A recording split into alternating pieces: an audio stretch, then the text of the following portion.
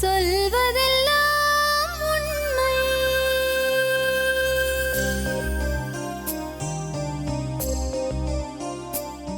வணக்கம்.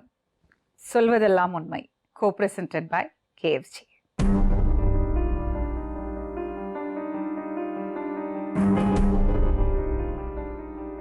சொல்லுங்க. எங்கள் வீட்டுக்காருக்கு 2 தாருங்க மேடம். எங்கள் அக்கா தான் ஃபஸ்ட்டு கொடுத்தாங்க, உடம்பு சொல்லி சேர்த்து வச்சு அதில் ஒரு குழந்தை. திரும்பி 2வது என்ன கல்யாணம் கொடுத்தாங்க. எனக்கு 2 பொண்ணு 1 பையன். தலைச்சி பெரிய பொண்ணு தான் வந்து இது லவ் மேரேஜ் பண்ணி எங்கள் நாத்தனா பையனை கல்யாணம் பண்ணிச்சிங்க. விருந்தாடியே போச்சு. பார்த்தது நம்ம அம்மா இவ்வளோ கஷ்டப்படுறாங்களோ, நம்ம எதுவும் செய்ய மாட்டார் பிள்ளைங்க, அப்பாவும் அம்மாவும் ஆதரவு அடிக்கிறாங்களே, சரி நம்ம வாழ்க்கை வச்சுன்னா எங்கள் நாத்தனா பையனை கல்யாணம் பண்ணிச்சு. நான் வந்து 12 வருஷம் அதை ஒதுக்கி வச்சுருந்தேன் மேடம். நீ இப்படி செஞ்சியாம்மா, ஒரு கையில் அதை கட்டிக்கிட்டியே, இப்படி செஞ்சுட்டேன்னா 12 வருஷம் ஒதுக்கி வச்சுருந்தாங்க மேடம். எங்கள் பொண்ணுக்கு ஒரு குழந்தை பிறந்து அதுக்கு வயசு 12 வயசு ஆகுது மேடம். இப்போ தான் போன வருஷம் தீபாவளியிலேருந்து தான் பேசவே கொள்ள நாங்கள் இருக்கோம். சரி இப்போ பார்க்குறவங்க நாத்தனா பையனுக்கு யார் இவர், அப்படி விடாத ஒரு பொன் பாவம், அக்கா பொண்ணுக்கு இப்படி செஞ்சு சொந்த பொண்ணை ஒதுக்கி வைக்கிறடி நீங்கள் இல்லைனா என்னை திட்டினாங்க மேடம். சரி இப்போ யார் இவருன்னு அனுசரித்து அந்த பொண்ணு இப்போ வர போயிருக்காங்க. நான் இப்படிலாம் நடுநட்டு கல் எடுத்து ரொம்ப கஷ்டப்படுது பிள்ளைங்களை வளர்த்து எடுத்து எங்கள் வீட்டுக்கார் குடிக்காரு. ஒரு சக்கரை காடில் கூட அரிசி வாங்கி சாப்பிடக்கூட என்ன விட மாட்டார்.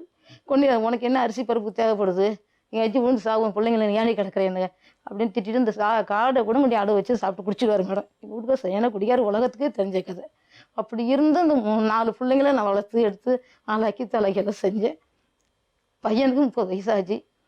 அவன் கொஞ்சம் இந்த வேற ஒரு பொண்ணை அடுத்து கல்யாணம் பண்ணிட்டு போய் 3 குழந்தை இருக்கு, அந்த பொண்ணை எடுத்து போயிட்டான்.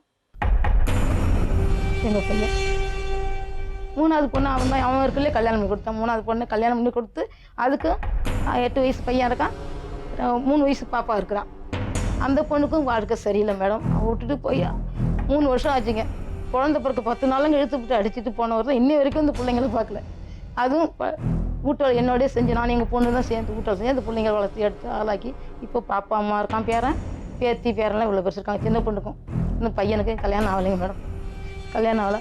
அதோட இந்த வேற ஒரு பொண்ணை இட்டுட்டு கல்யாணம் பண்ண பொண்ணை இட்டுட்டு 3 குழந்தை இருக்குது, அந்த பொண்ணை இட்டுட்டு இவங்க விட்டு வந்துட்டு எனக்கு 5 மாதம் ஆச்சு தெரியாத மாதிரி எங்கே இருக்காங்க. இவத்த பெங்களூர் வேலைக்கு போகிறோமான்னு சொன்னான். சரிப்பா போயிட்டு வா, என்ன நீ போவாதே இங்கேயே பாரு 17,000 சம்பளம் தராங்க.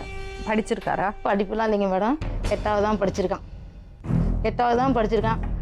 வந்து கார் ஓட்டுற டிரைவரில் கற்றுக்கிட்டான். ஏற்கனவே ரைஸ் மில் அவங்க அப்பா பார்த்து வேலையே அவனுக்கு கொடுத்தாங்க. நீ எங்கேயும் போகாதம்மா, நீ சின்ன சரிசி உன் பிள்ளைங்க வச்சு இங்கேயே இருந்து சொன்னாங்க மேடம். அவங்க வேலை பார்த்த இடத்துல ஒரு 10 கோடி இடம் கொடுத்தாங்க மேடம். அதையும் விற்றுட்டு காசை எடுத்துக்கிட்டான்.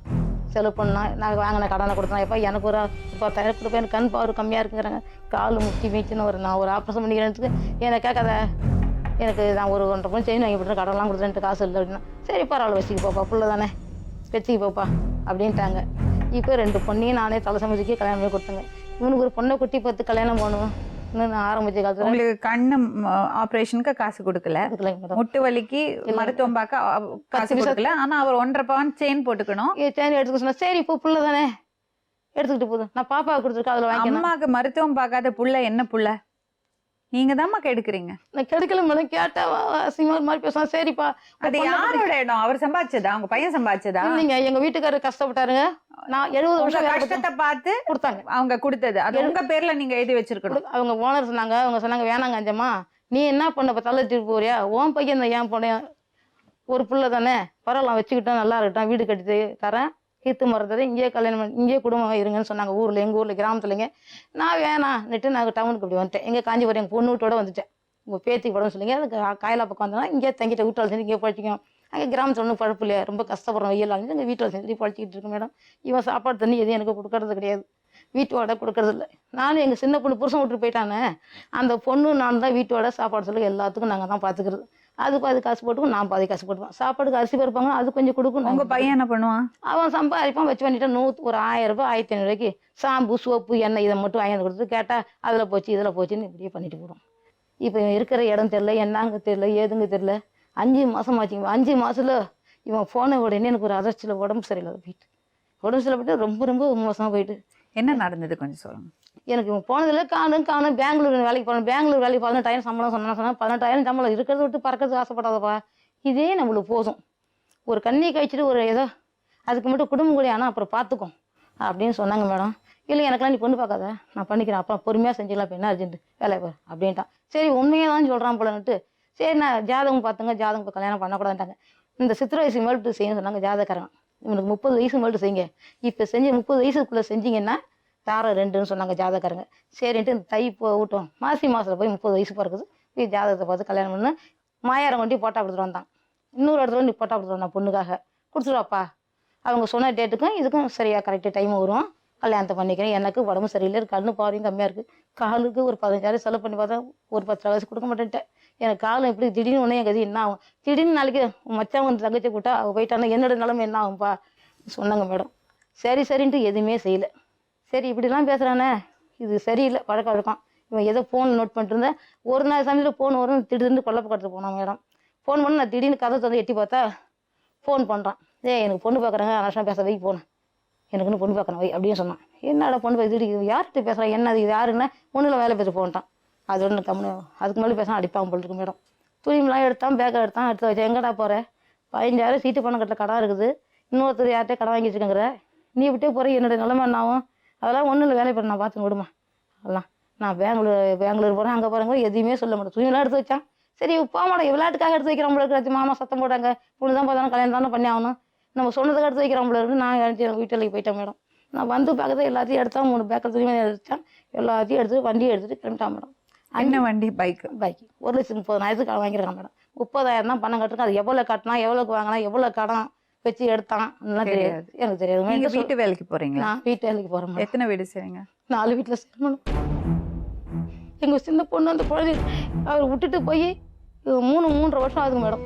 அது பிறந்த 2 மாதம் குழந்தையிலேருந்து கொடையை ஒரு கையில் பிடிச்சி இப்படி கையில் குழந்தை ஏந்திக்கிட்டு 2 பேரும் கொடையை நான் பிடிச்சிக்கிட்டு அந்த குழந்தைய தூக்கிட்டு நானும் அது ஆளுக்கு போதை வேலை செஞ்சு வீட்டோட கொடுப்போம், சாப்பாடு சொல்லி வச்சு இந்த பையன் சரியாக கவனிக்கணும். அவர் கட்டணும் போக சொல்லி என்னங்கிறது வாங்க அவங்களும் என்னங்கிறது இந்த பையன் போய் போனுக்குன்னு எதையுமே பண்ணலைங்க. அங்கே இருக்காங்க சொல்கிறாங்க, திருப்பூரில் இருக்கான், கோயம்புத்தூர் இருக்க சொன்னாங்களே, எதுவுமே தெரியலைங்க மேடம். இவங்க ஃபோன் பண்ணி எப்படி தெரியும் எப்படி பண்ண. நான் ஒரு சாவுக்கு போனேங்க மேடம்.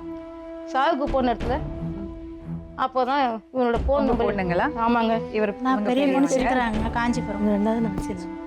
இதோட ஃபோன் நம்பர் கேட்டால் யாரும் தரமாட்டேன்ட்டாங்க.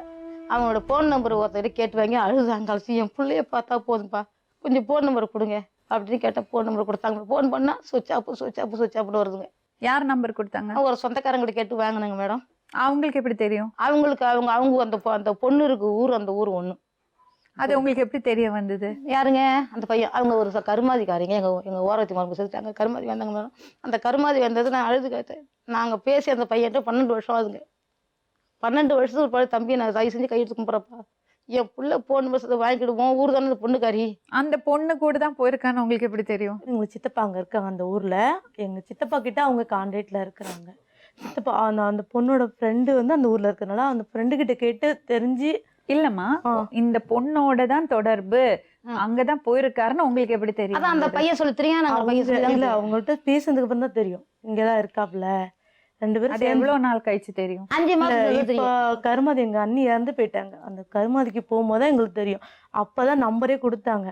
நாங்க ஃபர்ஸ்ட் வாட்டி போட வேணாம், சரி விட்டுடுவோம் அப்படின்னு சொல்லி நாங்க போட. நம்மளும் 5 மாசம் இவர் எங்க இருக்காருன்னே தெரியல, கண்டுபிடிக்க முடியலைங்க மேடம். கவலையா இருக்கலையா உங்களுக்கு? நைட்டு இல்ல வந்து 10ஆம் தேதி ஒரு 10ஆம் தேதி வரேன்னு சொன்னாப்புல. வந்து நான் பாக்குறேன் உங்களெல்லாம். ஒரு நாள் ஃபுல்லா வெயிட் பண்ணி பார்த்தோம், வரவே இல்லை. மலன்பேட்டு பேங்க் வர. அதுக்கப்புறம் வந்து நான் ஒரு கடனை கொட்டி கொடுத்து சொல்லி இதுங்களை வர சொன்னேன். போயிட்டாம எனக்கு கால் முடிய சொன்னேன். இவங்க 2 பேரும் ஒரு நாள் ஃபுல்லா பேங்க்ல உட்காந்து பார்த்தா வரலைங்க மேடம். அவன் சொல்லி 4 மாசம் ஆச்சுங்க, வரல. நானே யாரே விசாரிச்சு பற்றி எனக்கு ஒன்றும் தெரியலைங்க மேடம். இப்போ இந்த காரியத்துக்கு போயிட்டு இந்த வைகாசி மாதம் செத்துட்டாங்க எங்கள் ஓரத்தி மருமக மேடம். அப்போ போனப்போ தான் ஃபோன் நம்பர் வாங்கி ஃபோன் பண்ணால் சுவிட்ச் ஆஃப் பண்ணி வச்சு திரும்பி 2வது ஃபோன் பண்ணால் அந்த பொண்ணு கரையே பேசுகிறோம். ஆமாம் இங்கே தான் இருக்காரு, அவர் வெளியில் போயிருக்காரு, அவர்கிட்ட ஃபோன் கிடையாது, அவன்கிட்ட குடு ஃபோனை கேட்டால் அவர் நானே பேசல மேடம். இது வரைக்கும் அந்த பொண்ணை பார்க்கல, நான் பேசல மேடம். இதுங்களை விட்டு பேசுமா என்ன கேட்டேன்னா அவர் கிடையாது, வெளில போயிருக்காரு, அவர்கிட்ட ஃபோன் இல்லாத இருக்க மாட்டானே, போக்குள்ள ஏன் ஃபோன் வச்சுருங்க மேடம், அதையும் எடுத்து போட்டான். எனக்கு வேலை செய்கிற வீட்டில் ஃபோன் வாங்கி கொடுத்தாங்க மேடம். அந்த ஃபோன் எடுத்துட்டோம். அப்போ அவன் ஃபோனு காணா போயிடுச்சு சொல்கிறான். 8,000 பணம் காணா போய் ரூமில் படுத்துன்னு சொன்னாங்க மேடம். பெங்களூரில் வேலை செஞ்சுருக்கிற ரூமில் இருக்கிற 8,000 பணத்தையும் ஃபோனையும் காணா போயிடுச்சு சொல்லிட்டான். என்கிட்ட ஃபோன் இல்லைம்மான்னு சொன்னான்னு எங்கள் பொண்ணுன்னு சொல்லிருக்காப்புல. அம்மா ஃபோன் இருக்குமே அதால் பேசணும் சார், அது இருக்குது நான் எடுக்கல, நான் பார்க்கல பேக்கா அப்படின்ட்டு. அதுக்கும் இந்த பொண்ணுகிட்ட மறுபடியும் ஃபோன் பண்ணி பேச, ஏன் சன்னையாக உன்னோட தான் இருக்கணும்ல, என்ன காரணம், ஃபோன் அவன்கிட்ட கொடு நாங்கள் பேசுகிறோம் எங்கள் தம்பிகிட்ட கேட்டால் அவர்கிட்டலாம் ஃபோன்லாம் கிடையாது, அவர் கம்பெனிக்காருக்கும் அவருக்கு மட்டும்தான் அவர் ஃபோன் கான்டாக்டில் இருக்காரு, அவர் வீட்டுக்கு வந்தால் எதுவும் சொல்ல முடியும், திரும்பி ஃபோன் போட்டால் சொல்லிட்டாரு. அதுக்கப்புறம் பேசல. இல்லைங்க மேடம், நான் பார்த்தோ பேசுவோ 5 மாதம் ஆகுது. நீங்க இந்த பக்கம் உட்காருங்க.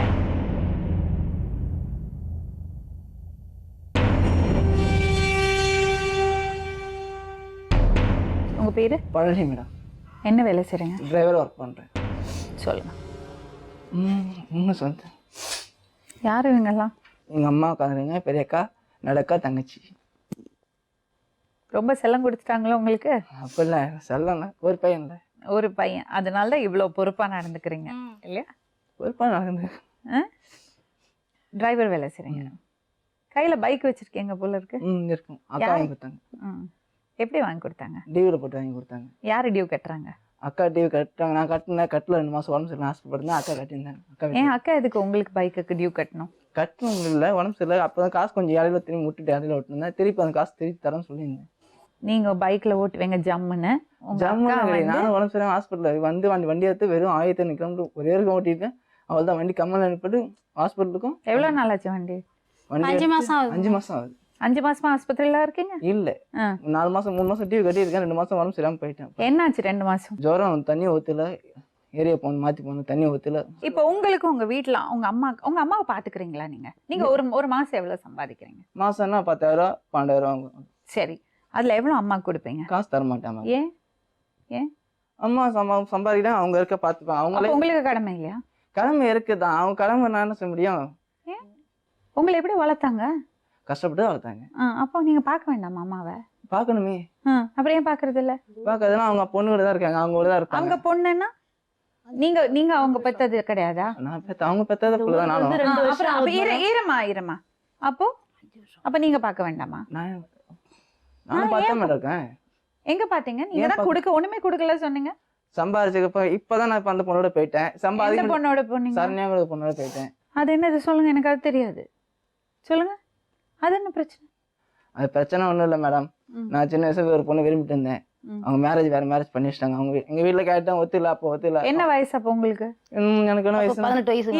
இருங்கம்மா, அவர் சொல்லட்டும்.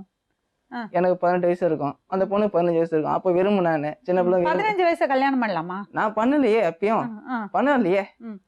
விரும்பிட்டு இருந்தேன் சின்ன வயசுல விரும்பிட்டு இருந்தேன். வேற கேட்டப்ப 18 வயசு அந்த மாதிரி கேட்டேன், போய் பிடிச்சிருக்குமா, வேற பொண்ணா பாக்குறாங்கம்மா சொன்ன. கேட்டேன், இல்லை அவங்க செட் ஆகாது, நம்ம செட் ஆகாது, அதெல்லாம் தேவையில்லை, இந்த மாதிரி பேச செட் ஆகாது, நான் இருக்க மாட்டேன், மருந்து செத்துரும் அப்படின்னாங்க. சரின்னு சொல்லிட்டு நானும் ஒன்றும் சொல்ல. திரும்பி எவ்வளோ போகிற கேஸ் எடுத்தேன், குவாலிட்டி பார்த்தேன். அப்போ நீங்கள் வேலைக்கு போயிட்டு இருந்தீங்களா? போயிட்டு இருந்தேன். ரைஸ் மில் ஒர்க் பண்ணிட்டு இருந்தேன். சரி, மில்ல வேலை பார்த்துருந்தேன். அம்மாவோட வியாபாரத்துக்கு வாழையில் வளர்த்து போவேன், கூட போவேன். ரைஸ் மில்ல யார் உங்களுக்கு வேலை கொடுத்தாங்க? கொடுத்தது எங்கள் அப்பா இறந்துட்டாங்க. அப்பா வேலை. அப்பா செஞ்ச வேலையே. இருமா. சரி, அப்பா செஞ்ச வேலையை உங்களுக்கு கொடுத்தாங்க. ஏன் கொடுத்தாங்க? அதுல வேலை சின்ன பிள்ளை அங்கேயே. நீங்க குடும்பத்தை பாப்பீங்கன்னு கொடுத்தாங்க. குடும்பத்தை பார்க்கணும், அங்கேதான் இருந்தேன். நீங்க அங்க இருந்தீங்க, ஏன்னா ஆம்பளை பையன், சோ குடும்பத்தை பாப்பாரு, சின்ன வயசுல குழந்தைங்களையும் பாப்பாருன்னு கொடுத்தாங்க. சின்ன வயசுல இருந்த மெல்ல. அப்ப ஸ்கூல் போயிட்டு வந்து சும்மா இருக்க மாட்டேன். அப்பாவோட போய் ஒர்க் கூட இருந்து வேலை கத்துறது. சரி, செஞ்சு எல்லாம் பண்ணிட்டு கூட இருந்தனால வேலை தெரியும். சரி, அவங்க அப்பாக்காக கொஞ்சம் இடம் கொடுத்தாங்களே? இருக்கு. யாரு பேர்ல இருக்கு? என் பேர்ல இருந்து நான் எங்க தங்கச்சி அக்கா தங்கச்சி வித்துட்டேன். தங்கச்சிட்டு விட்டாங்க. என்கிட்ட பணம் வாங்கிட்டு கொடுத்தேன்.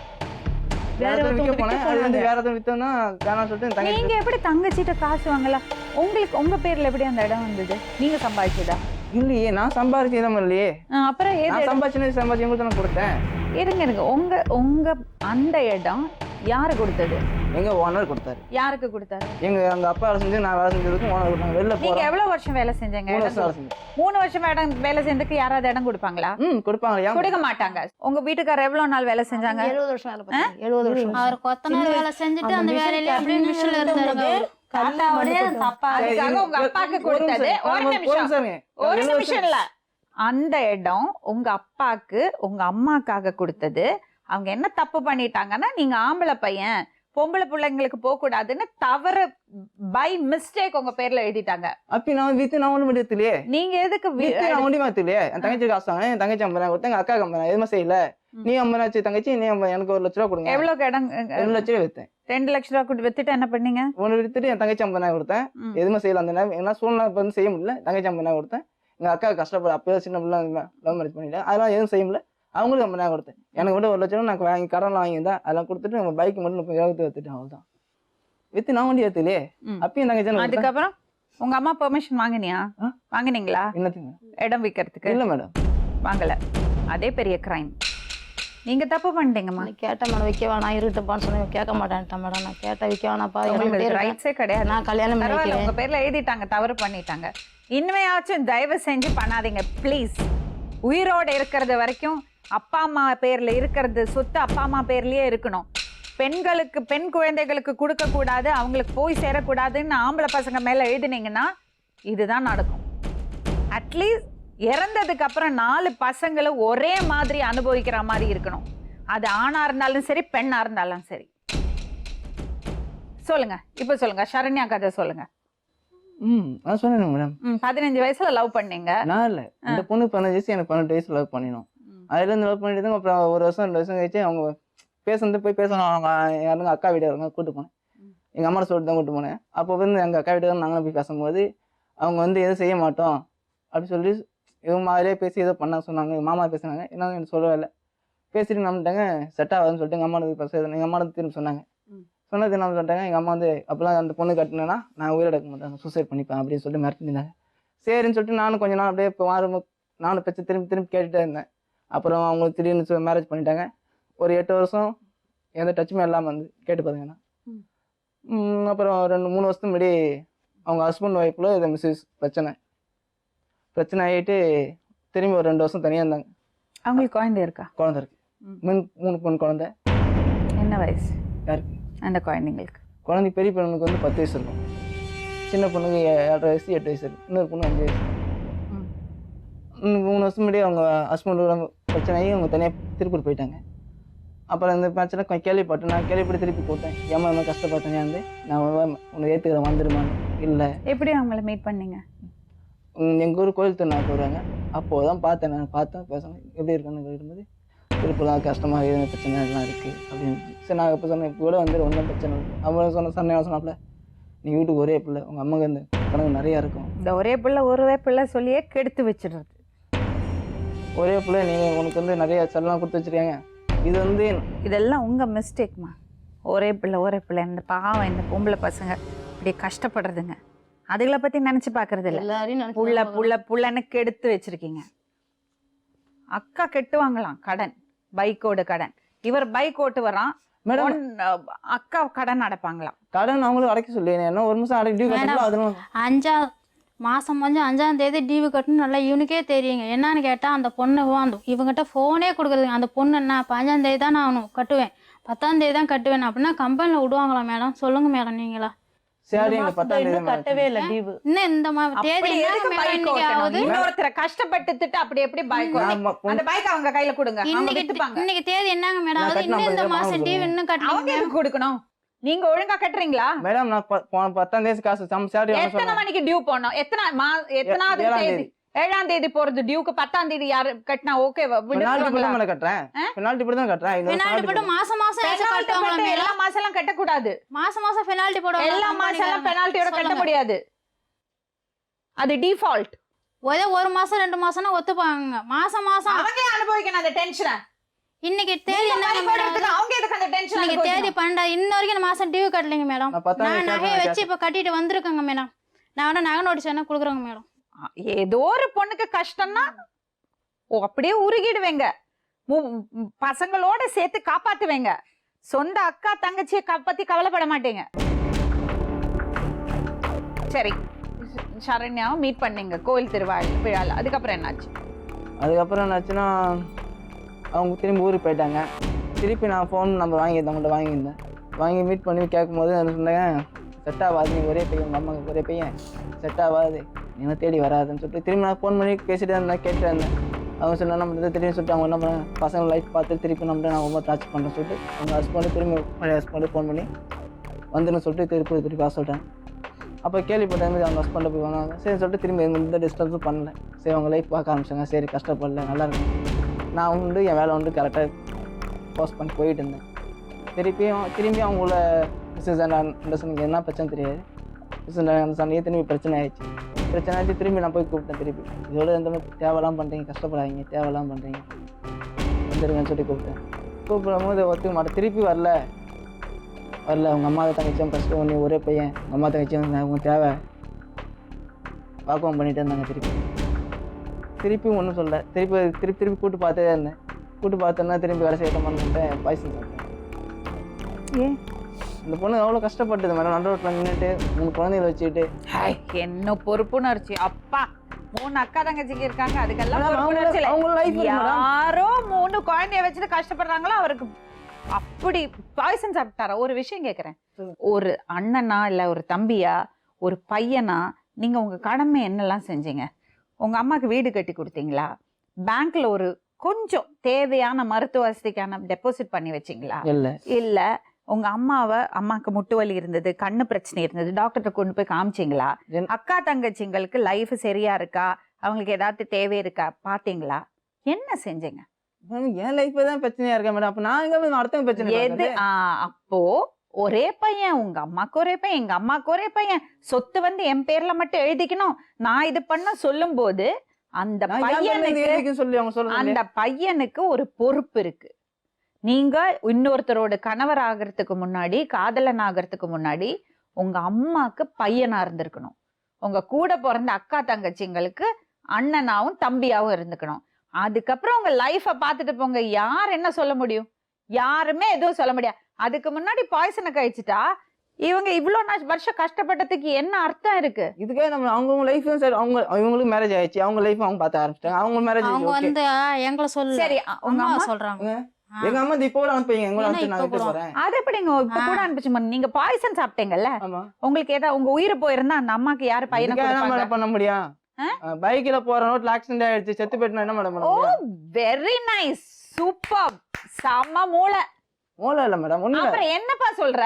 சூசைடும் ஆக்சிடென்ட்டும் ஒண்ணா? ஆமா, எதிர்பார்க்காதது ஆக்சிடென்ட். தானாவே தன்னோட மேல வருத்திக்கிறது தற்கொலை. தற்கொலை இஸ் a crime, கோழைத்தனம். உன்னோட உயிருக்கு நீயே வேல்யூ கொடுக்கலன்னா அப்புறம் மத்தவங்க எப்படி மதிப்பாங்க? அப்ப நீங்க இந்த உலகத்துக்கு வந்ததுக்கு பர்பஸே இல்ல. என்ன பண்றது? என்ன பண்றது இல்ல. அக்கா அம்மா வச்சு நம்ம என்ன பண்ண முடியும்? ஆசைப்பட்ட வாழ்க்கையும் சேர்த்து வைக்கல, சின்ன வயசுல சேர்த்துக்கல, திரும்பி சேர்த்து நான் போறேன்னு சொன்னா அதுக்கும். ஹலோ, எக்ஸ்கியூஸ் மீ, ஆசைப்பட்ட வாழ்க்கை அது வேற. That is a different story.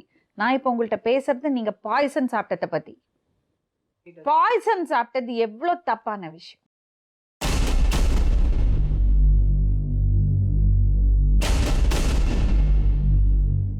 சொல்லுங்கம்மா. என் பேர் தருணம் மேடம். ஃபஸ்ட்டு திருமணம் ஆயிடுச்சு அவர் கூட. ஆனால் இப்போ நான் வாழல, தனியாக தான் இருக்கேன். டிவோர்ஸ் பண்ணிட்டியா? இல்லை. அப்போ இது சட்டவிரோதம் இல்லையாம்மா? ஏன் பிரிஞ்சிங்க? அவர் ஜாஸ்தி தண்ணி அடிப்பார், சந்தேகப்படுவார், இருக்க முடியல. பிரிஞ்சும் நான் தனியாக திருப்பூரில் இருந்தோம். இவர் வந்து நாங்கள் கூட இருப்பேன்னு சொன்னப்போ கூட நான் ஏற்றுக்கவே இல்லை. வேண்டாம், நீ உனக்கு வீட்டில் ஒரே பையன், நீ வீட்டோட இருந்துக்கோ அப்படின்னு சொல்லிட்டு. அப்போ கூட மருந்து குடிச்சிட்டாப்புல, நீ வேணான்னு சொல்கிற அப்படின்னு சொல்லிட்டு. சரி, என்னால் இன்னொரு உயிர் போனாலும் இவருக்கு எதனா நானாலும் இவங்க வீட்டில் உள்ளவங்களாம் என்ன தான் வந்து கேட்பாங்கன்னு சொல்லிட்டு தனியாக இருந்தால் தானே வராருன்னு சொல்லிட்டு திரும்ப நான் அவரை வர வச்சு தான் இருந்துட்டு இருந்தேன். அங்கே வந்து என் தலையில் கல்லுலாம் தூக்கி போட வந்து ஹவுஸ் ஓனர் வந்து என்னை வீட்டுக்குள்ளே வச்சு பூட்டிட்டு நாங்கள் வந்து சொல்கிற வரைக்கும் நீ வரக்கூடாது, உள்ளே இரு அப்படின்னு சொல்லி வெளியில் மறுநாள் காலையில் வந்து மகளிரில் போய் கேஸ் கொடுக்க சொன்னாங்க. உனக்கு எதனா உயிருக்கு எதனா ஒன்று ஆயிடுச்சுன்னா நாங்கள் தான் வந்து பிரச்சனையில் மாட்டிக்கணும், நீ போ அப்படின்னு சொல்லி அங்கே போய் கேஸ் கொடுத்தப்ப இந்த மாதிரி ஒரு வீட்டுக்காரோட நீ இருக்கிறதுக்கு தனியாகவே இருன்னு சொன்னேன். நான் 3 வருஷம். பசங்களாம்மா உனக்கு? 3 பொண்ணு. பசங்க யாரோட இருக்காங்க? ஏன் கூட தான் இருக்காங்க, ஹாஸ்டலில் தங்கி படிக்கிறாங்க. அவரேம்மா அப்படியே உன் வீட்டுக்காரர்? அவர் கல்யாணம் ஆன நாள்லேருந்து அப்படி தான் இருக்கார். பார்த்து தானே கல்யாணம் பண்ணி வச்சாங்க. சரி, இந்த பொண்ணோட சிச்சுவேஷன் யோசிச்சு பாருங்களேன். அவள் திருமண வாழ்க்கை நல்லா இருக்கல, குடிகாரன். அந்த அம்மா அந்த காலத்தில் 4 பசங்களோடு அப்படி வாழ்ந்தாங்க. அவங்க வந்து அந்த காலத்து பொண்ணு. அது மட்டும் இல்லாமல் இதுதான் வாழ்க்கை, முடிஞ்சு போச்சு, குழந்தை பெற்றாச்சு, புருஷன் சரியில்லை, ஆனால் எப்படி இருந்தாலும் இங்கே தான் வாழணும்னு அந்த காலத்து பெண்கள் அதுக்கு தயாராக இருந்தாங்க. இந்த காலத்து பெண்கள் அதுக்கு தயாராக இல்லை. எங்கள் வாழ்க்கை இதோட முடியலைன்னு அவங்களுக்கு புரிய ஆரம்பிச்சாச்சு. ஆனால் அதில் என்ன பிரச்சனைனா, உனக்கு 3 குழந்தைகள் இருக்காங்க. அதே மாதிரி நீ இன்னொன்று என்ன யோசிக்கணும்னா, சட்டப்படி நீ டிவோர்ஸ் வாங்கணும், அதுவும் வாங்கலை. அது மட்டும் இல்லாமல் இந்த பையன் ஓகே உன்னை விரும்பினா அதனால உங்களை வந்து ஏத்துக்கிறேன்னு சொல்றாரு, ஓகே. ஆனா அந்த பையன் அந்த குடும்பத்துக்கு எவ்வளவு முக்கியம்னு யோசிக்கணும் இல்லையா? நான் யோசிச்சதுனால தானே அவர் என்னை தேடி வந்தப்போ கூட நான் ஏற்றுக்கல. வந்து 5 மாதம் ஆகுது, தனியாக கம்பெனி ரூமில் தான் இருந்தாப்புல. நான் அப்பயும் நான் வர வேணான்னு சொன்னேன். இல்லை நான் திரும்பி போக முடியாது, அவங்க வீட்டுக்காரங்க வந்து எங்கள் சித்தப்பா, அவங்களுக்கு வந்து வண்டி வந்து டியூவில் எடுத்திருக்கேன், பணம் கட்டணும், நான் போனால் அவங்க சித்தப்பா என்கிட்ட சண்டை போடுவாங்கன்னு சொன்னாங்க. என் 3 குழந்தைங்க கொலுசு அந்த வண்டி எங்க இருக்கு? வீட்டில் இருக்கு. அந்த வண்டியை வச்சிருக்காரு, டியூ அடைக்க முடியலன்னா? டியூ வந்து கட்ட முடியல, இது வரைக்கும் கட்டிட்டேன், இனிமேல் தான் மாதம் மாதம் கட்டணும் அப்படின்னு சொல்லிட்டு இவர் வந்து உடம்பு சரியில்லாமல் ஆயிடுச்சு. நான் இப்போ வேலையும் நான் செய்யலை அப்படின்னு சொல்லிட்டு நான் ஊருக்கு போகிறேன்னு சொல்லிட்டு கம்பெனி ரூமில் போய் தங்கினது எனக்கு தெரியாது. நான் போய் கேட்டதுக்கு பசங்க மூலியமாக தெரிஞ்சு உன்னை பார்க்க வந்தாங்கல்லடி, எல்லாம் அங்கே ரூமில் இருக்காங்க, நாங்கள் பார்த்தோன்னு சொல்லி நான் போய் கேட்டேன். நான் உன்னை ஊருக்கு தானே போக சொன்னேன், இங்கே வந்து இருந்தால் நீ என் கூட இருக்குன்னு தானே சொல்லுவாங்க, நீ வீட்டுக்கு போ அப்படின்னு சொல்லி நான் பேசுனதுக்கு நீ வேணான்னு சொல்லிட்டுல, நான் எங்கே இருந்தால் உனக்கு என்ன அப்படின்னு சொல்லிட்டாரு. சரின்னு சொல்லிட்டு வந்து மறுபடியும் போய் கேட்டேன்.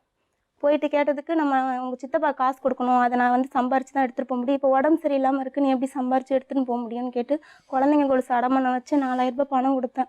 அதை பணத்தை கேட்டு அனுப்பி விட்டுட்டேன்னு சொல்லிட்டாரு. மறுபடியும் போய் ஊருக்கு போயிடலாம். நீ ஏன் அவருக்கு சேர? என் பசங்க 3 பசங்க இருக்காங்க உனக்கு, நீ அதை பாப்பியா இல்ல இவரோட கடன் அடைப்பியா? அவருக்காக செய்யணும். அப்படியாச்சும் ஊருக்கு போயிடுவாரு. அவர் என்னவோ பண்றாரு, நீ ஏன் பாக்குற? திரும்ப அவர் இங்க வந்து இருந்தப்ப என் கூட தான் இருக்காங்கன்ட்டு அங்க இப்ப என்னாச்சு? இப்போ அந்த பழி தானே வந்தது. அட்லீஸ்ட் நீ கரெக்டா இருந்து அந்த பழி வந்தாலும் நீ ஸ்ட்ராங்கா இருந்திருக்கலாம்ல. இப்ப தப்புன்ட்டல. நான் ஒரு விஷயம் கிளியரா சொல்லிக்கிறேன் சரண்யா, புருஷன் உன்னை விட்டுட்டு போனாரு, இன்னொரு வாழ்க்கை தேடிக்கிறது தப்புன்னு நான் சொல்லவே மாட்டேன். ஆனா இங்க 2 விஷயம் இருக்கு. ஒண்ணு வந்து உனக்கு 3 சின்ன பெண் குழந்தைகள் இருக்காங்க, பெரியவளுக்கு 10 வயசு, உனக்கு என்னம்மா வயசு? 25 வயசு. இப்போ 15 வயசுல ஃபர்ஸ்ட் குழந்தை பிறந்து. மகா பாவிங்க, அநியாயம் பண்ணறதுங்க. அடுத்து வந்து கர்ப்பப்பை திருப்பி போட்டுன்னு குழந்தை பத்தி ரெடியா உட்காந்து கட்டுப்பாடு பண்ணி இப்ப குழந்தை பக்கத்துக்கு கர்ப்பப்பை திருப்பி போட்டு இதுக்கெல்லாம் முடியுதுங்களா மேடம்? இதெல்லாம் தெரியுதுங்க, அது தெரியலீங்களா? 25 வயசு ஆயிடுச்சுமா அதுக்கு. இப்ப 25 வயசு ஆயிடுச்சு. நல்ல பையன் அவங்க, அந்த அண்ணன் நல்லவங்க தான், எங்க சொந்தக்காரங்க தான், பெருமா பையன் தான். இவங்க தான் பார்த்து நல்லவரா இருந்தனால இவங்க பொண்ணுக்கு அம்மா கிடையாது, பிடிச்சிருந்தது. இப்ப பாட்டி மட்டும் தான் இருக்கிறாங்க. அதனால இவங்க எல்லாம் பேசி கமுக்கமா சரி சிம்பிளா கல்யாணத்தை கோயில போய் முடிச்சுட்டாங்க. அவர் நல்லதான் இருந்தாரு. இவளாலதான் அவங்க இப்படி ஆனது. இவளால ஏன் ஆனாங்க? உண்மையே அது வந்து அவங்களே கேளுங்க. அவங்க எங்க அண்ணன், அவங்களும் அண்ணன் தான். இல்ல நீங்க இப்ப ஒரு வார்த்தை விட்டீங்கல்ல, இவளால ஆனா, நீங்க பாத்தீங்களா? ஒரு நிமிஷமா ப்ளீஸ், பாத்தீங்களா இவளாலதான் அவர் அப்படி ஆனாருன்னு நீங்க பாத்தீங்களா? இல்ல மேடம், அந்த அண்ணனே சொல்லி வெறுத்து வந்துட்டாங்க. இந்த பாருங்க, பொம்பளைங்க தான் பொம்பளைங்களை கெடுக்கிறது. அவ்வளவு முன்ன மாதிரி ஒரு பொண்ணு தானே, நீ அனுபவிச்சுட்டு தானேமா இருக்க. அனுபவிச்சு நான் தனியா வந்து என் குழந்தை பத்தி தனியா சம்பாதிச்சு நான் போட்டு அது வந்து உன்னோட தைரியமா, உன்னோட மனக்கருத்து. செய்யக்கூடாது. அது எல்லாரும் அப்படி இருப்பாங்கன்னு சொல்ல முடியாதுமா, அவ வேற டைப். அந்த குழந்தைக்கு பெரிய குழந்தைக்கு இன்னொரு பொண்ணை பார்த்து அவ தப்பானவ சொல்றதுக்கு ரைட் நம்ம யாருக்குமே கிடையாது. அந்த வார்த்தையை விடாதீங்க. நீங்க உங்க பையனை மட்டும் பாக்குறீங்க, அவ பக்கத்துல இருந்து பாருங்க. புரியுறதா?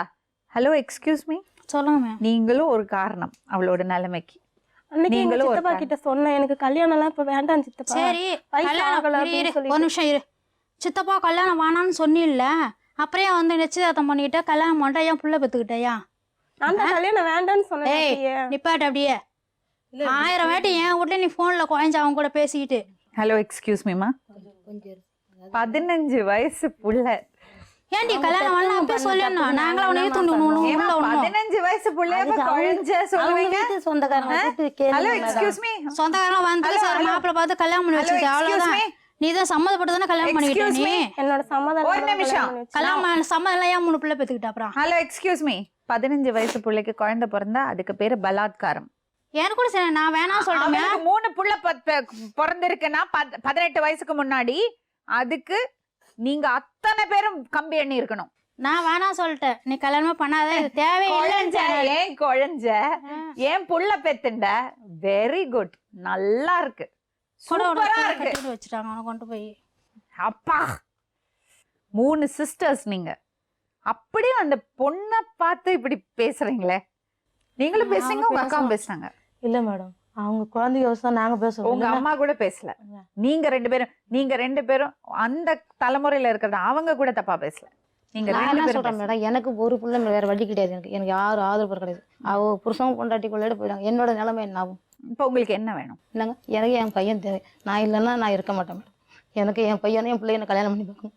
அம்மா ஒரு விஷயம்மா, நீ டிவோர்ஸ் வாங்காம அவரோட வாழவே முடியாது. என்னட்டு ஒரு அது வார்த்தை சொன்னாங்க கேளுங்க. சட்டப்படி நான் தப்பா. டைவர்ஸ் பண்ணுறதுக்கு வக்கீல் கிட்ட எனக்கு கொடுத்துருக்கேன், சொல்லியிருக்கேன். அதுக்கப்புறம் தான் நீ அவரோட வாழணும்.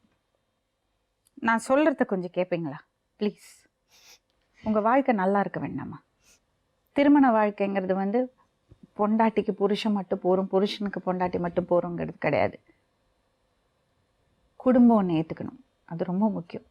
அந்த குடும்பம் ஒன்று ஏற்றுக்கணுன்னா முதல்ல அவர் பையனா அவங்க கடமையை செய்யணும். செய்யணுமா வேண்டாமா? நாளைக்கு உன் பசங்க, நீ இவ்வளோ கஷ்டப்பட்டு உன் பிள்ளைங்களை வளர்க்குற, நாளைக்கு உன் பிள்ளைங்களை ஒன்று பார்க்காம இருந்தால் உனக்கு எவ்வளோ வயிற்றுச்சல் இருக்கும். அந்த தாயை பற்றி நினச்சி பார்த்தியா? நினச்சி பார்த்தியா? நீ உன்னோட பக்கம் மட்டும் பார்த்தலம்மா. என்னோட பக்கம் மட்டும் பார்க்கவே இல்லை. என்கிட்ட வந்தப்போ கூட நான் அவங்க அம்மாவுக்காக தான் பேசினேன். நான் பேசலையா இல்லையா நான் அவரையே கேட்டு பாருங்க. நான் ஏற்றுக்கவே என்ன இல்லை. சொன்னேன்? என்னிடம் இருந்து வாயிட்டு பேச சொன்னியா? ஃபோன் பண்ணா மேடம், சொச்சா உப்பு அங்கே போயிருக்காரு, பொட்டுக்கல்ல அங்கே போயிருக்காரு. இங்கேருந்து எனக்கு ஃபோன் பண்ணி ஃபோன் கொடுமான்னு சொன்னாங்க. ஈரோடு வண்டிக்கு போயிருந்தார். அதை தான் சொன்னேன். சரி, இப்போ இன்னும் டிவோர்ஸ் வரல.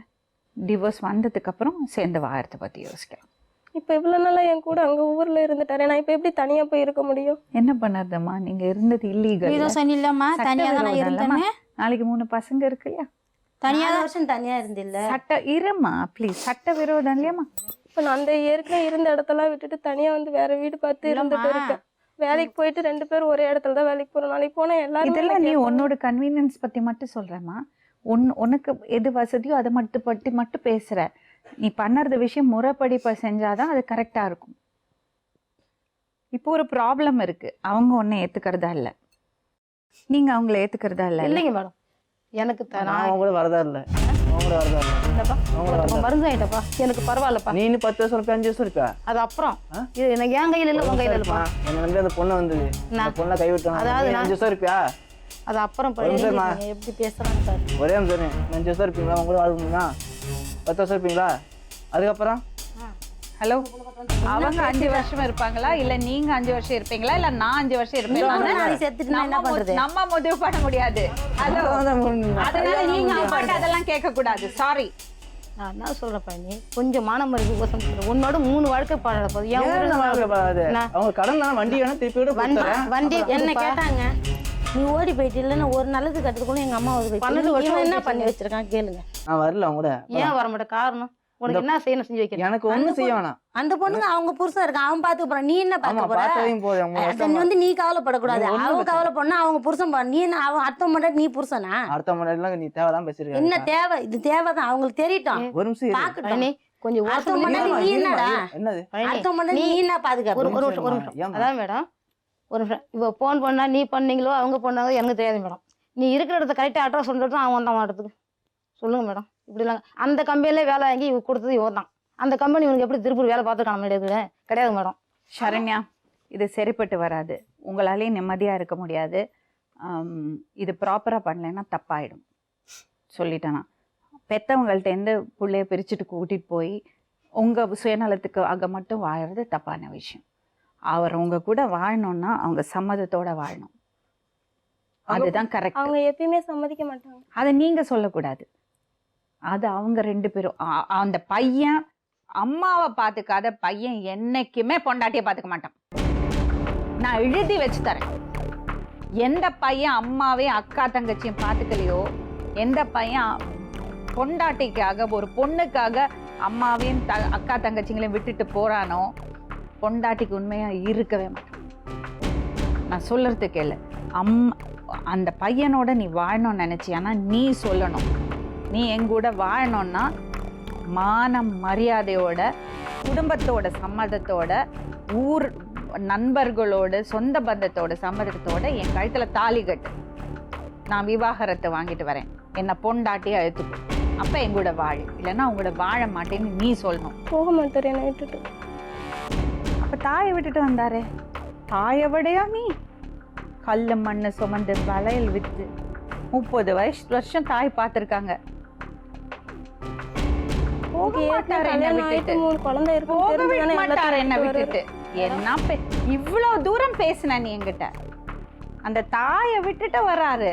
உன்னை விட்டுட்டு போறதுக்கு எவ்வளவு நேரம் ஆகும்? இப்போ எனக்கு யாரும் இல்லை மேடம். நான் போய் மறுபடியும் தனியாலாம் இருக்க முடியாது. அதுதான் நல்லது.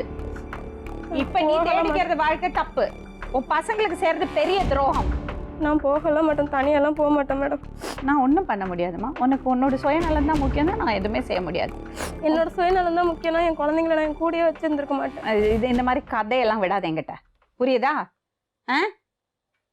இவ்வளோ நேரம் உனக்கு சப்போர்ட் பண்ணி பேசினது நிஜமாவே நீ ரொம்ப கஷ்டப்படுறது பொண்ணுன்னு நினைச்சுதான். நான் உங்க 2 பேரையுமா நிரந்தரமா பிரியெல்லாம் சொல்லல. சட்டப்படி முறைப்படி செய்யுங்க சொன்னா உங்களுக்கு ஏன் ஏத்துக்க முடியறது இல்ல? மேடம் முறைப்படி பண்ணிடுறோம் மேடம். அது ஹலோ தம்பி, முதல்ல ஒரு பையனை உங்க கடமை செய்யுங்க. எல்லாம் செஞ்சாச்சு மேடம். என்ன செய்யல? எதுவுமே செய்யல. நீங்க என்ன செய்யல மேடம்? நீங்க பெத்தவங்கள பாக்கல. என்ன மேடம் செய்யல? அவங்க என்ன செய்யல? ஏன் வேலை செஞ்சு சம்பளம் அவங்க தான் ஒருத்தன். எத்தனை இப்பதான் போனேன், ஒரு 5 மாசமா வந்து பொண்ணு போய் அதே மாதிரி சம்பாதிச்சா என்ன பண்ணேன்? இல்ல நாளத்து போய் தனியா வேற எங்கேயாச்சும் கொடுத்துருவேன்ட்டேன்னா? ஒரு நிமிஷம் பண்ணி பேசலாமா? என்னம்மா 100 ரூபா உனக்கு சம்பளம்ப்பா. உனக்கு 100 ரூபா மெல்ல சம்பளம். இங்கே வந்து எத்தனை வருஷம்? 5 வருஷம் தான் அது காஞ்சிபுரம். நம்ம கள்ளங்குடி விட்டு காஞ்சி வந்து 5 வருஷம். சரி 5 வருஷம் 2 வருஷம் தான் அது லைசன்ஸ் போட்டேன். அப்போ இரு ஒரு நிமிஷம். ஒரு சம்பளம் ஓகே.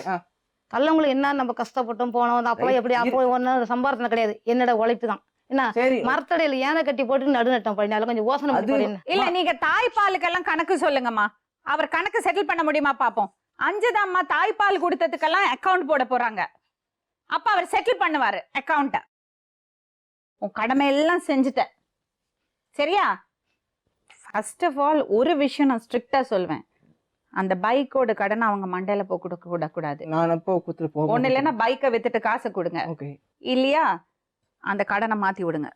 2-3 பேர்கிட்ட கடன் வாங்கியிருக்கேன், அதையும் கொடுத்துட சொல்லுங்க. பாப்பாட 3 சீட்டு போனதுக்கு 15,000 கொடுக்கணுமா? 10,000 ரூபா கூட என் சாவு முருகும் பொண்ணுங்கள்ட்ட கேட்டுங்க. நாங்க எப்படி மேம் முழுசா தின்னு பாக்குறோம்? மொத்த டீம் போடுற வெளில வந்து காசு கொடுத்துறோம். அவர் காசெல்லாம் கொடுத்துருவாரு, எல்லாரும் பண்ணிடுவார், எல்லாம் பண்ணிடுவாரு. ஆனா இப்ப நீங்க 2 பேரும் வாழறது வாழ்க்கை சட்ட விரோதமான. நான் குடிச்சிட்டு படுத்துக்கிறேன். நீ போப்பா, நீ அவளோட நீ மாறாச வாழ்ப்பா.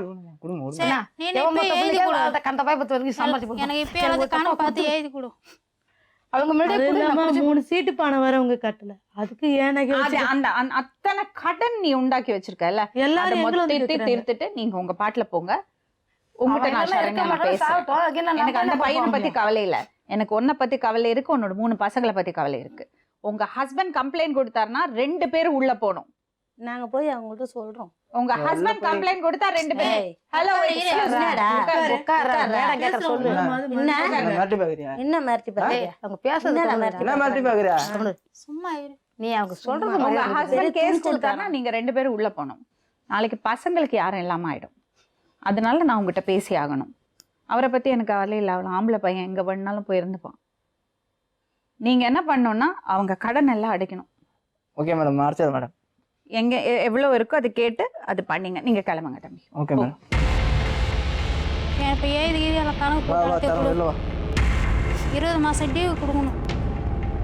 சரி நீங்க ஒரு விஷயம் பண்ணா, நான் அந்த பொண்ணுகிட்ட பேசிட்டு வரேன். நீங்க கிளம்புங்க. நீங்க கிளம்புங்கம்மா.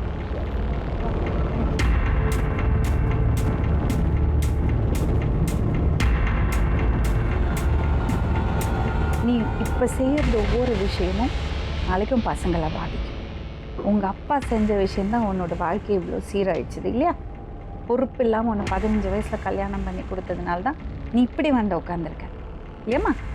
நாளைக்கு இதே உன் குழந்தைங்களுக்கு நடக்கக்கூடாது. உன் பசங்களை பார்த்து வெளியே உலகம் வந்து உங்கள் அம்மா தப்பானவங்கன்னு சொல்லக்கூடாது. அடுத்தது வந்து உன் பசங்களை ஒழுக்கமாக வளர்க்கணுன்னா நீ உதாரணமாக வாழணும். அதுக்காக உன் வாழ்க்கையே தொலைச்சிக்கணும் அதெல்லாம் நான் சொல்ல மாட்டேன். உனக்கு வாழ்க்கை முடிஞ்சு போச்சு, நம்ம வாழ்க்கை தான் போச்சு, இன்னும் பசங்களுக்காக வாழறோம் நீருன்னெல்லாம் நான் சொல்ல மாட்டேன். உன்னால் அப்படி இருக்க முடியலையா, நீ ஒரு வாழ்க்கை தேடிக்கோ. இந்த பையன் வரானா அவரை ஏற்றுக்கோ, நோ ப்ராப்ளம். ஆனால் அதுக்கு அவனுக்கு தகுதி இருக்கான்னு பாரு. அந்த பையன் முதல்ல அவங்க அம்மாவையும் அக்கா தங்கச்சிங்களை எப்படி பேசுகிறான் பாரு. அவன் எப்படிம்மா உங்ககிட்ட உண்மையாக இருப்பான்? எப்படி உன்னை பார்த்துப்பான்? உங்ககிட்ட எப்படி பொறுப்பாக நடந்துப்பான்?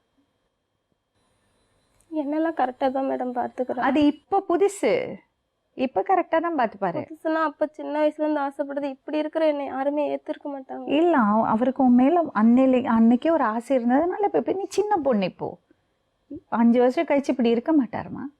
குழந்தைங்களுக்காக தான் மேடம் நான் இவ்வளோ நாளாக இவ்வளோ கஷ்டத்தையும் தாங்கிட்டு இருக்கேன். அப்போ முறைப்படி செஞ்சுக்கோமா. இப்போ நாங்கள் இருக்கோம் உனக்கு ஒரு ஒரு ஒரு பலத்துக்கு, உனக்கு ஹெல்ப்புக்கு. அது யூஸ் பண்ணிக்கோ. வேலைக்கு போகிறால, உனக்கு தேவையானது நீ சம்பாதிக்கிறால, அவர் வெளியே அனுப்பு. நீ உங்கள் அம்மாட்ட போ, அங்கே போய் எல்லா வேலையும் பண்ணு. அதுக்கப்புறம் அவர் வர சொல்கிறேன், நீயே சொல்லு. நீ உன்னோட வேலையெல்லாம் பண்ணு. நீ கன்வின்ஸ் ஆகணும். நான் சொல்கிறது உனக்கு சரியாக படணும். அப்போ தான் நான் இல்லை நான் சொல்கிறேன்னே சொல்லி கட்டாயத்துக்காக சொல்லி பிரயோஜனம் இல்லை. அம்மா, அந்த பொண்ணுகிட்ட நான் பேசி பார்த்தேன். அவள் ரொம்ப சொல்லியிருக்கா அவங்க பையன்கிட்ட வேண்டான்னு. ஆனால் அவர் தான் மேலே மேலே போய் விழுந்து இல்லை நான் அவனை பார்த்துக்கிறேன்னு சொல்லியிருக்காரு. அந்த பொண்ணோட நிலைமை ஒரு இடத்துல அவளும் அதுக்கு இது பண்ணிட்டா. எனக்கு என்ன தோணுறதுன்னா, உங்களுக்கு ஒரு விஷயம் புரியல. நீங்கள் ஊர் ஜனத்துக்கு பயந்தீங்க, அக்கம் பக்கத்தில் என்ன சொல்லுவாங்கன்னா பயந்தீங்க. ஆனால் உங்கள் பிள்ளையோட சந்தோஷத்தை பற்றி நீங்கள் யோசிச்சே பார்க்கல. நிஜமாவே அந்த உங்கள் பையன் அந்த பொண்ணை காதலிக்கிறான்னா நீங்கள் விட்டுடுங்கம்மா. ஒரு விஷயந்தான் நான் இங்கேருந்து உங்கள்கிட்ட சொல்ல முடியும். அந்த பொண்ணை சட்டப்படி விவாகரத்து பண்ணிட்டு இருப்பா. இப்போ முறை இல்லாமல் அவங்க பையனோட வாழ மாட்டா. ஓகேம்மா? அதுதான் என்னால் சொல்ல முடியும். அதுக்கப்புறம் அவர் எடுக்கிறது முடிவு தான். புரியுறதா? இன்னும் நீங்கள் அவரை 5 வயசு பையன் மாதிரி கட்டி போட்டுட்டு உட்காந்திங்கன்னா உங்களை விட்டுட்டு போயிட்டே இருப்பான். நான் சொல்கிறது கேளுங்க. அவன் சந்தோஷமாக நினச்சிங்கன்னா அவனுக்கு சப்போர்ட் கொடுங்க, இமோஷனல் சப்போர்ட் கொடுங்க. அவனை போட்டு பிராண்டிட்டு இருக்காதீங்க. சரி மேடம், என்ன செய்யணும்? அவன் விஷயத்தை விட்டுருந்தீங்க இல்லை, அவன் அழகாக வீட்டுக்கு கூட்டிகிட்டு போங்க. அந்த பொண்ணு சட்டப்படி அந்த வேலையெல்லாம் முடிக்கட்டும். அதுக்கப்புறம் என்ன நடக்கிறது பார்ப்போம். அவன் விருப்பப்படி பண்ணட்டும், கட்டாயப்படுத்தாதீங்க. நீ என்ன பேசுனா இதாக இருக்கு போய் ஆமா அதானே இதை காசு கண்ணி ஏதாச்சும் கொடுப்பேன். எவ்வளோ வேணும்? இல்லை எவ்வளோ கொடுப்பேன். எல்லாமே அந்த கடன் எல்லாம் தீர்த்துருப்பான். கடனை கொடுத்து பாப்பாக்கு நகை. சரி, அந்த பொண்ணை நான் அனுப்புறேன். அம்மா, அந்த பொண்ணை ஊருக்கு நான் அனுப்புறேன். சரி மேடம், நீங்கள் ஓகே மேடம். நீங்கள் என்ன சொல்லிட்டு அந்த பையன்கிட்ட சொல்லிட்டு கிளம்புமா. நீ போலப்பா, ஒரு வருஷம் சேரம் போல. அவங்கள மட்டும் ஒழுக்கமா ஒழுக்கம். நீ என்னட்டில் பேசுறாங்க மேடம் சொல்லு. ஏன் என்னது கேட்குறேன்? நான் என்ன பண்ண முடியும்? அவங்க இருக்கிற முடிவு என்ன? அவங்க சொல்லு, அவங்க சொல்லுங்க. அவங்களுக்கு முடிவு நீ சொல்லக்கூடாது. சம்மதிக்க மாட்டாங்க. அவங்க சொன்ன 2 நாளைக்கு முன்னாடி அவங்க அந்த பொண்ணை பார்த்தேன்னா நான் பெட்ரோல் ஊற்றி கொளுத்திருவேன் அவங்க பேசி. அம்மா, ஒரு விஷயமா, நீ டிவோர்ஸ் வாங்கிட்டு வந்தியானா அதுக்கப்புறம் அவர் உங்க கூட வாழணும்னு விருப்பப்பட்டாருன்னா யாராலையும் தடுக்க முடியாது. நீ கிளம்பு.